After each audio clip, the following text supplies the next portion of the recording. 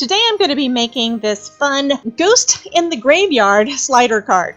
Hi guys, this is Debbie with Debbie J's Crafting Corner, and today's video is part of the October Card Hoppin' Video Hop. Today's theme is our favorite holiday, and we're going to be making some interactive and or fun fold cards. So I've gone through my stash and I found a few different dies that I want to try using for this cute slider card, well, kind of creepy slider card I'm going to be making. I'm also pulling out, I pulled out this piece here, this pattern paper, is one from a kit from Monica Taylor, Tailor Made Cards for You. I'll leave a link down below to that, and all the products that I use, as long as I can find them, they're still available. A lot of this stuff is just old, but I love it, so I'm going to use it. Anyway, first I'm going to go ahead and start cutting out some of the pieces. I've got a creepy haunted house, fence, a ghost, and my ever important slider mechanism piece. I'm going to go ahead and start cutting these guys out. Okay, so I kind of have a plan. As my husband said, it's a cunning plan. If it were more cunning, you would have to put a tail on it and call it a fox. Don't ask me. I have no idea where you got that from. I think it was from Blackadder that I have never watched. Anyway, I'm planning on putting my my haunted house somewhat up towards where the crow is, or raven is, up in the tree. Mostly because I want it to be close enough to that so it'll kind of look like that's just a really big bird, and it won't be completely out of dimension. Is that the word? Perspective. Perspective is the word I'm looking for. Anyway, I wanted to do that, and then I'm going to die cut the track that my ghost is going to go on, because I need to have him kind of in the back, and I'm going to have some layers of some other things in front of him, like the graveyard. That's going to be so cool. I think I want to have actually there we go. I'm going to have the little crow kind of sitting on that little steeple, or pipe, or whatever that thing is that's up there. So we've got that. And next I'm going to run my track. And I want the track to run coming up out of the, I think up out of the graveyard and up in front of the house. I'm going to do that. So let me go ahead and tape that in place and run it through my die cutting machine. I'm going to go ahead and adhere everything down on here also, so I can keep that track in the right spot. Actually, I just want to adhere that down first.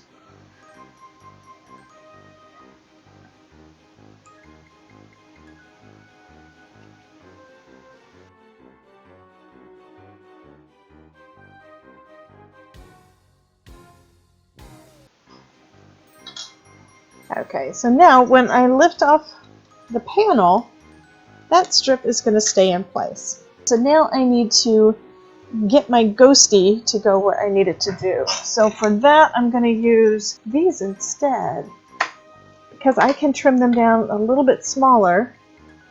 So it's going to be small enough to fit in there. And I can trim down another one. Just cutting one of these little dimensionals in half.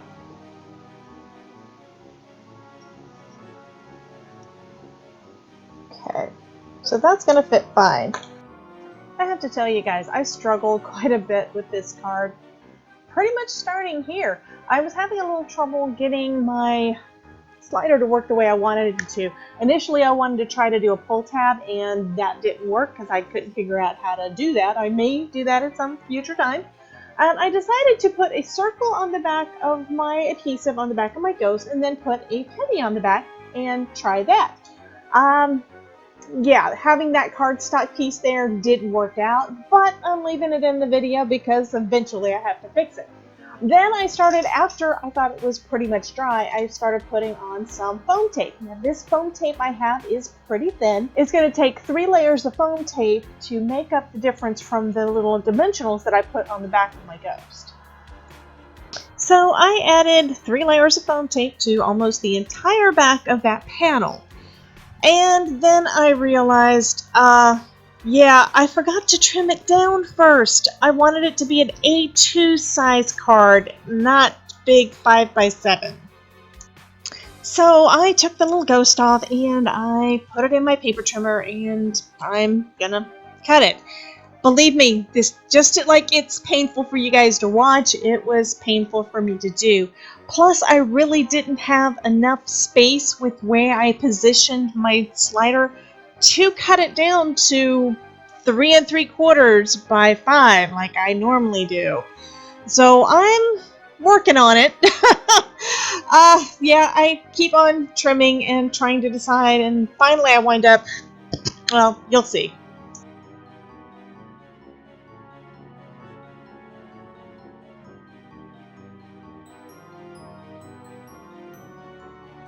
So now that it's trimmed down, I am recovering the back with 3 layers of foam tape.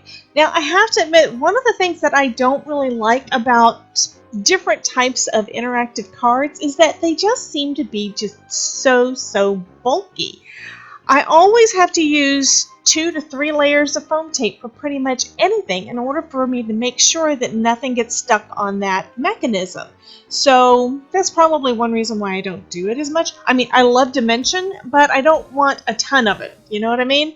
So if you have a tip that may help me to be able to make more of these cards without feeling like my card is basically a book, I would love to hear what you have to say. Go ahead and leave me a comment down below with what you do when you're trying to work on interactive cards so that your card's not quite so bulky. So when I cut the paper, it wound up leaving a little bit of a ragged, I don't know, it just seemed like there was a little white border around it. So I'm going around everything with my Distress ink, going in with some darker brown. I believe it was walnut stain. It did kind of make that moon stand out more, so I really like the effect that that had. But that's the reason I'm adding ink down here at this point. It's just where I don't like the edges. I'm also not real happy with as much white foam that you can see from the sides. But that's kind of a requirement when you're using 3 layers of foam tape. So next I'm going to go ahead and line that all up with that little sliver that I had already adhered down onto the gray cardstock. Now I want to make sure I get this exact, so I'm putting some liquid glue, some art glitter glue, on top of my foam tape so I can line it up and still be able to move it just a little bit if I need to. Now I really should have moved the ghost out of the way because it was a little bit harder to see it, but I did get it lined up perfectly. And with all the extra stuff that I put on here, even if I got it a little bit off, it really wouldn't matter that much. Next, I'm going to trim off the excess from that gray panel.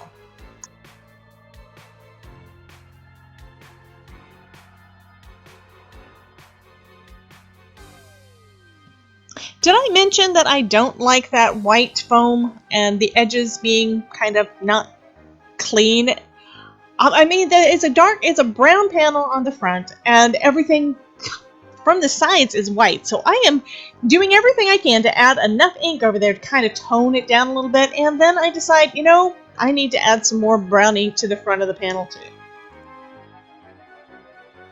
Next, I'm wanting to add some grass and a cemetery in front of the ghost. I'm needing to put down, again, 3 layers of foam tape to give enough space so that the ghost doesn't get stuck on the grassy hillside that I'm about to add to it.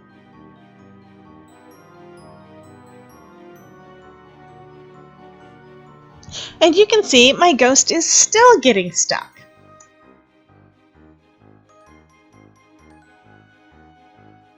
Okay, I'm taking the cover part back off again. I'd actually done it a couple of times already. And I'm taking the little ghost out because at this point I realized, you know, maybe there's a problem with that piece of cardstock, that little circle that I mentioned that I probably shouldn't have done. So I'm going to go ahead and take it off and put my ghost back on, attaching him to the penny instead of the cardstock.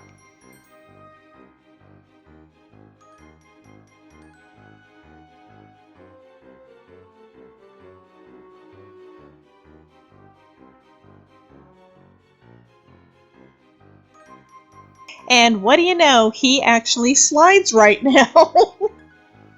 I am adding quite a bit of anti-static powder just to make sure that he doesn't get stuck on anything that he shouldn't be. And then I'm putting my foam back glued down with my art glitter glue so I can position that panel on front of the ghost. He needs to have that grass to hide in.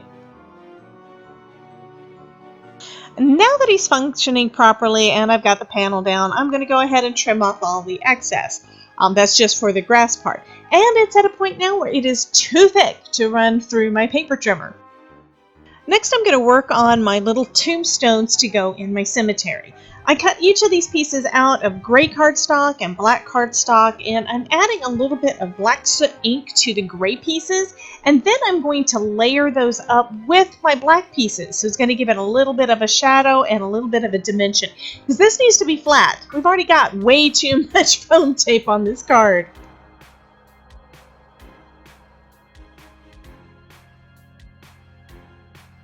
Next, I adhered each of the tombstones down to the front of the card. Next, I'm going to work on the little gate or fence that I also cut out. And I'm going to use something that you have never seen me use before on my channel, and that is distress crayons. The reason being, I started playing with them this week. I've had them in my stash for, I don't know, a year or two, and since I just got the brand new ones that are for the Christmas collection, I figured, I should probably take these things out and see how they work. And I think it's just turning out so cool. I've made a couple of different panels with them so far, and I love the effect that I'm having on this little fence. So I believe that the color I'm using is tarnished brass or something like that, but it's still kind of a silvery type of color. So I'm putting some black soot distress ink and some of those crayons on these fence panels before adhering them down on the front of my card.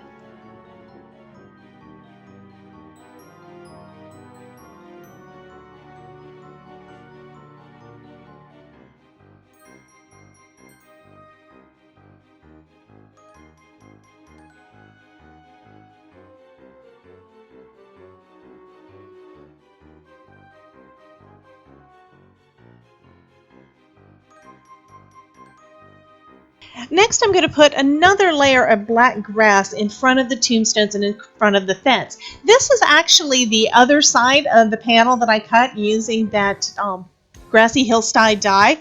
So I just glued the end that has got all the all the grass parts onto the panel, and now I'm just going to trim it off right at the edge of my card. I adhered it down onto a gray card base, and now I'm just adding a few little bats. They were actually part of the die set for the castle, or haunted house or whatever. Anyway, I'm adding those little bats to the front of the card, and that's going to finish it up. Thank you so much for joining me as I struggled to make this card. It did turn out really cute, though. I'm happy with that. And be sure to check out the rest of the hop. There are a lot of creative crafters in our monthly hops with Card Hoppin'. I hope you're inspired to create something great, and I'd love to see what you create. So come visit us over in my Facebook group, Crafting with Debbie, and show us your creations. Here's another video that I know you'll enjoy. Thanks again for dropping by, and remember, if I can make it, you can too.